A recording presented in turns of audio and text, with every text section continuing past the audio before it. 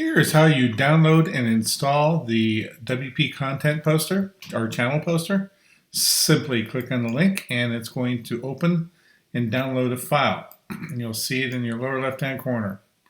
Wherever that file is, you can just open the Finder and find the file. I've downloaded it before, so there's multiple copies.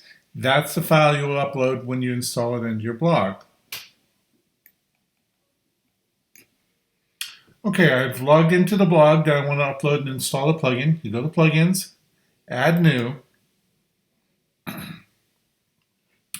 You can search for it here. You will find it at wordpress.org and install it there, or you simply click on the Upload plugin, choose File, you pick the file, open it, and install.